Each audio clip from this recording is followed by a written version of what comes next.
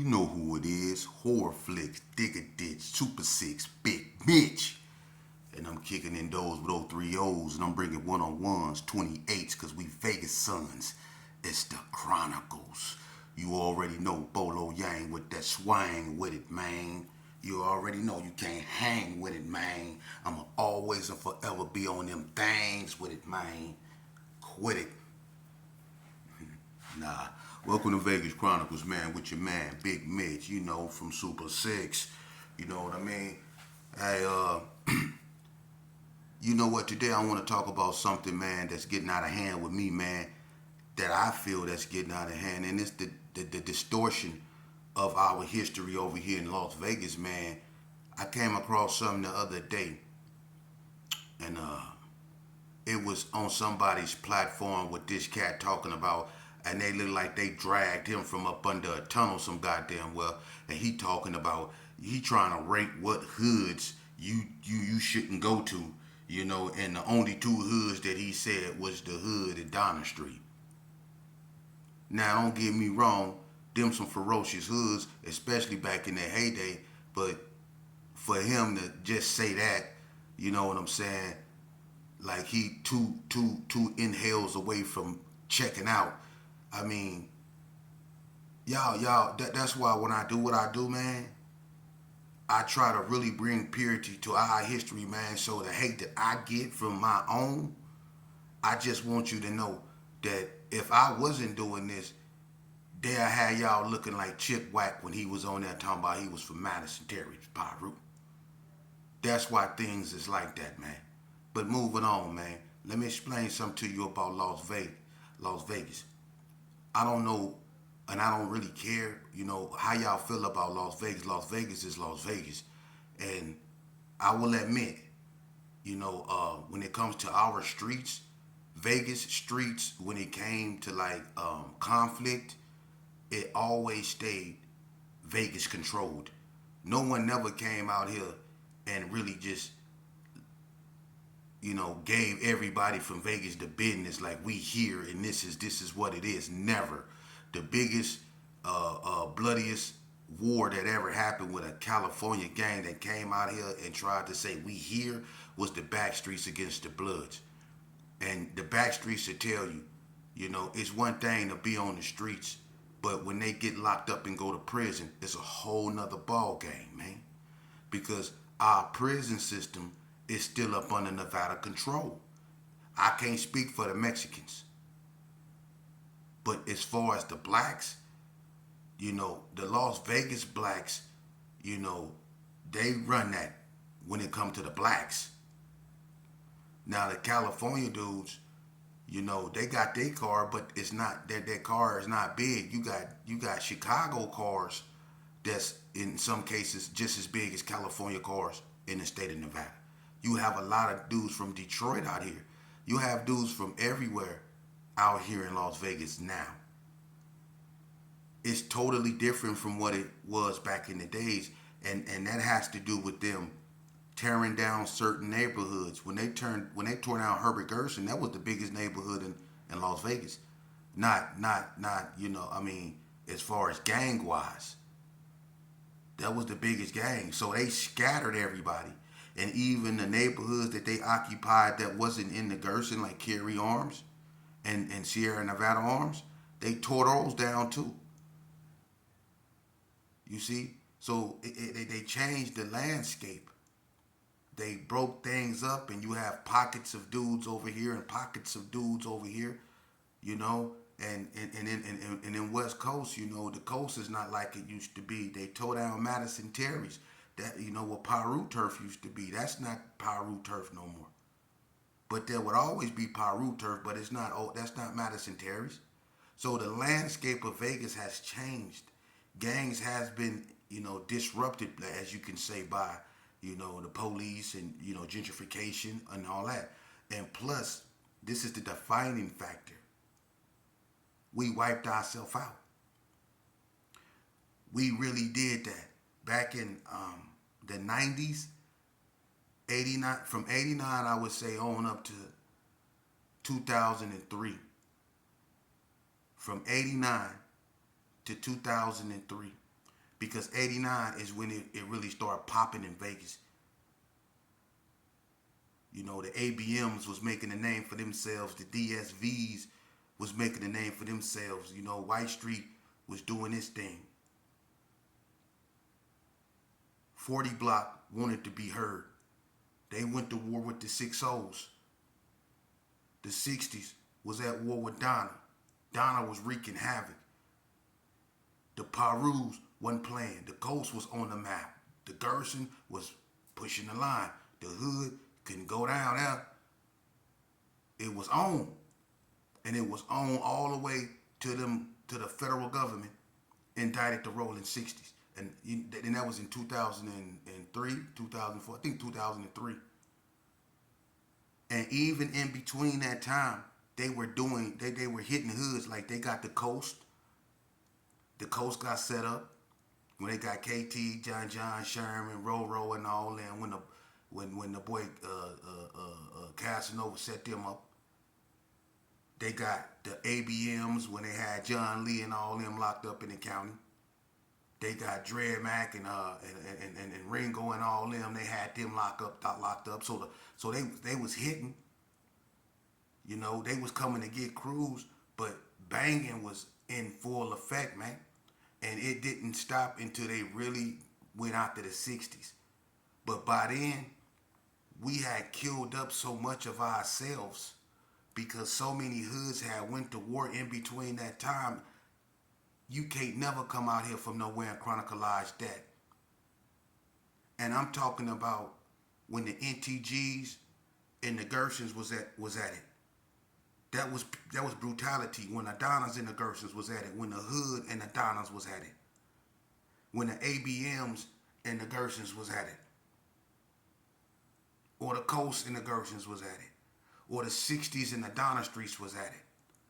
You see? Even the 60s and the NTGs got at it. But the one that messed everybody up, other than the Gerson and the 60 war,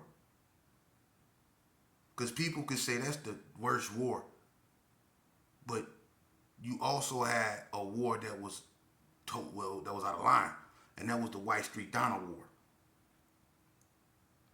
You had wars out here, man. So for people to try to come out here and chronicleize what was going on out here, man, stay in your state. Talk about what you do and what y'all done. Because out here, man, it's a lot of mamas that done buried their children. And for y'all to come out here and try to pick something up and say, well, over here was, well, get out of here, man. You don't know what took place out here, man. You don't know what took place out here. It was dudes that got killed back in the days in some cold ways. Hoods was really at it, man. All at the courthouse with it. Everything was getting shot up, man. Everything. Now, I hope, you know, and shout out to people that support me and what I'm trying to do. And, you know, even the ones that don't support me. You know, that's cool too, because I don't seek validation. I don't need it. I don't need validation. I know who I am. I was raised in this. People had to get jumped in this. I was born in this, and I didn't ask to be, but I was. And I was there when it wasn't nothing, with the man that created it. So for somebody to come out here and to hear these cats on here talking about Vegas, man, like we like this, I don't like that, man. And I'm not trying to say I support stupidity, but listen, let me explain something to you. Just because y'all bigger, that's all it means is y'all bigger. Bigger don't mean better. It just means you're bigger. You know, any state that's bigger than another state can always say, yeah, we bigger, we got more killers. And the small state can say, yeah, y'all got more busters too. You see? So it don't matter. And in the prison system, let me explain something to you. It was a couple times You know, I mean, and in prison it can go either way. I was stabbed in prison, you know, in the Cali versus Vegas war. So I know what it's like. I've been there, so called trying to defend our backyard from people trying to take over. And we learned some harsh realities. Just because we from Las Vegas, that's all that meant. We was from Las Vegas. You know, it wasn't no Nevada thing because Reno sided with the Cali boys. Reno actually sided with the Cali boys, so the Cali boys can say, yeah, we went to Nevada and we took over a part of Nevada. Reno. The Hells Angels can take over Reno. A gang of midgets can take over Reno. I'm just keeping it real. For real. But they sided with the Cali boys. I remember an incident that took place on a basketball court at NNCC between Dre, this little cat from San Diego. I don't know if he was a 40. He was from Rolling 40, San Diego, and he had already been in conflict with the Gersons at NSP behind Zone Whack. That's when him, Day Day, and Roscoe they got into it with Vato, Seaweed, who was that? Bird, I think, Zone Whack, Killer Whack. It was a few of them up there that got into it with the Cali boys. And Lil G, you know what I'm saying, slapped Day Day with a horseshoe, them iron steel horseshoes. He slapped that boy in the mouth with a horseshoe and had that boy chin way over here. Like that. For real. So they had to, and Seaweed knocked out Roscoe. Roscoe was from 11 East Coast. He knocked out Roscoe. They got sent to Ely for that. So it's been incidents where, the Cali boys had to find out the hard way. But it's also been incidents like when they threw the hot water on they got into it with Trip Mac them and D from Skyline Power Rules them tried to throw the hot water on Trip them. It's been times when the Cali boys struck back. But for the most part, when we go to war out here, man, it be all bad because Vegas is going to come together. Just like, when they sent Big Pretty to California. Big Pretty is huge, and he was the boogeyman out here for many reasons. But when Big Pretty went to California, and I think they sent him to Folsom, when he went to California, Big Pretty seen some youngsters out there. And Big Pretty was down in 500 pounds, but he was big and athletic with it. The Redskins wanted Big Pretty. Big Pretty was a huge, and he could move. He was big, but when he went to California, he seen some youngsters. Big Pretty, a old head, but Big Pretty seen some youngsters his size. Some youngsters. Big P was on PC in California. And they tried to get him on PC. As big as that man was, and that was one of the biggest dudes in our prison system. And he went to California and seen some youngsters his size. So, it's not about where you from, it's where you at. So just because you from over there, when you come to Las Vegas, homie, and I mean, I'm going to keep it real with you. A lot of people had to find out the hard way that you not just go push over Vegas. That's not happening. The Serenos, they came out here and they tried that. And they kept on trying it. And they go keep on trying it. That's one thing about them. They go, until they get what they want, they go keep coming. And it's so it's gonna always be black and brown wars in our prison system, man. Because them Serenos, they trying to take over. But the blacks it's a lot of blacks, and they're not divided like they are in California. They come together out there, and that's the only thing stopping them from taking over. And I'm gonna tell you what's sad that they don't tell you about prison. This what I found weird, and I didn't like it. The Islanders, the Pinoy boys, and all them, the Islanders. I don't know if they still do this, but the Islanders, they sailed up with the blacks. They ride with the blacks, and it's been times when the Islanders have gotten into it with the Mexicans. And the blacks didn't have a back. I didn't like that. But every time the blacks get into it with whoever, the islanders are there. Most Samoans are Bloods. The Tongans are Crips. You know, my thing is, a lot of times when the blacks got into it, them Tongans, it's not been one time the islanders went there and had the blacks back. But it's been many times when they have gotten into it with the white boys, when they gotten into it with the Mexicans, and when they didn't got into it, whatever, that the blacks just left them out there for themselves, man. And I don't like that, man. I didn't like that.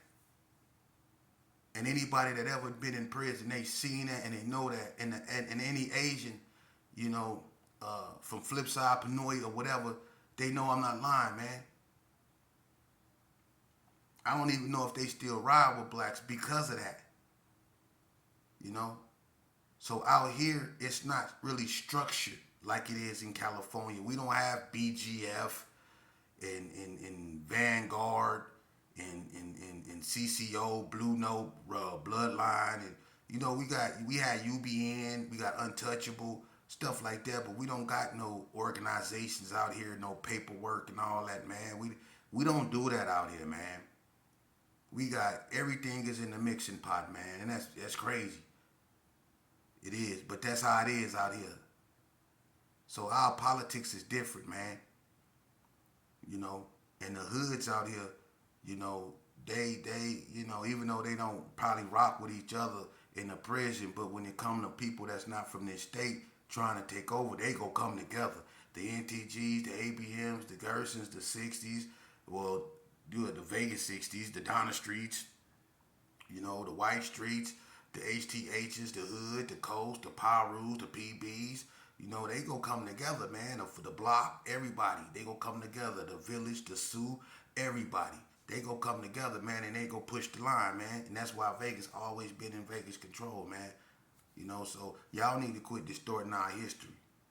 And with that said, let's move along and turn to the next page, man. One thing I want to say, man, I allow myself sometimes to get out of hand because I allow sometimes what people say that I know is fake and fictitious to get under my skin, and that only goes to show that I'm a human. I'm an imperfect creature. I work on myself every day. You know what I mean? I try to do something better or find a way to better myself every day. I'm a work in progress.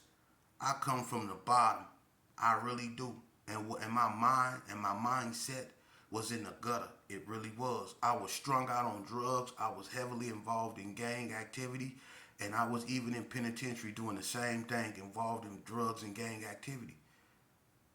And I did that till I couldn't do it no more. Till my body really, it literally couldn't do it no more. My mind couldn't hate no more. I hated as much as I possibly could. And I wouldn't hate my enemies. They wasn't dying because I felt a certain way about them. I wasn't doing nothing but putting that stress on myself, because in actuality, I didn't hate nobody but myself. And in actuality, I was at war with nobody but myself. And I was in a bloody war with myself because I keep putting myself in predicaments that led to this and multiple 3-year dumps. I was putting myself in them situations, and I thought it was the other people. I thought it was the Donnas. I thought it was the Cali boys. I thought it was the NTGs or the white boys or the Aryan warriors. I thought they was putting me in a position to where I had to react, but it was me the whole time because I always had a choice. I did. But knowing you had a choice, and having an ego for whatever reason, sometimes you forget about that choice and you let your ego navigate your journey. And that's why we get in so many wrecks, because our ego is blind. It don't care what it do. It just want to be recognized. It don't care who it run over. The ego is something you born with. Ego. An ego. I've been tangling with my ego my whole life, and I realized it. You can't defeat your ego. You have to ignore it and let it go away. Meaning, if somebody make you mad and you know you can hurt that person, you know what you're capable of, sometimes you just have to walk away. Sometimes it's best to seek peace rather than be right. Sometimes it's best to seek peace rather than be tough. Because in both instances, you can lose your life or you can take someone's life and in the process still lose your life because being in a penitentiary ain't no better than being dead. For real, trust me. I know I was pronounced dead. So that's why people who criticize what I say until you laid on a gurney for an hour with a sheet covered, with a slight pulse and a captain take your pulse and find out you barely alive. They written you off. They was waiting on a meat wagon until you been in that situation, stabbed, going in and out of shock or whatever. Till you been stabbed in your other side of your head. And been left by people you trusted. See, when you've been betrayed,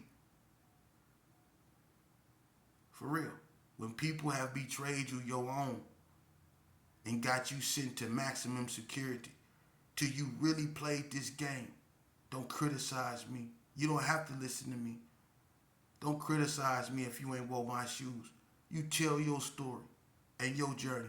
I ain't saying mine is the ultimate, but I'm saying you can't tell me about what I've been through and what I'm trying to teach these youngsters, because I'm teaching them from what I've been through. Because I was really one of them ones out there squeezing the trigger. I didn't just walk around my neighborhood drinking a 40-ounce bottle, giving a shake like a bunch of these cats. Y'all was gang members. And you was barely that. You were gang members. I was a gang banger. I lived, I breathed, I ate. Everything that I did, it was to hurt in the name of what I came from. That's why I stayed in jail. That's why I stayed in juvenile, because I didn't sit around and wait to get high. I ain't sit around and wait till somebody passed me the 40. Now, I was out there shooting and busting the 40. I was just as ignorant as I could be. So when I get at these youngsters, get out of my way, man. Because a lot of you cats had to come in the house when the lights went on. A lot of you cats had to go in the house when I came out the house. Let's just keep it real. A lot of y'all came and had the audacity to tell me, hey, homie, my mama don't want you to be kicking it with you no more. And I don't even need to put you on blast. But if you hear this and it offends you, you know who I'm talking about. Hey, homie, my mama don't want me kicking it with you no more. Because I'm doing what we signed up for. But when you got smashed and you and your mama came over there looking for a gun, trying to get a gun from me. You and your mama when you got drunk, when you got jumped. We ain't got to put no names out there, but that's what I'm talking about, man. But y'all huddle up and y'all try to say I'm doing this, I'm doing that. No, what I'm trying to do is bring real exposure to a fictitious ass game that we play that cost a lot of us our brothers, our sisters, that cost a lot of us our freedom, our sanity, our health. And y'all just want this to go on because y'all want something to talk about. You need to stay relevant talking about other people. Yeah, that's somebody's child you talking about that's dead and gone, man. That's somebody's child, a living, breathing entity that's no longer here.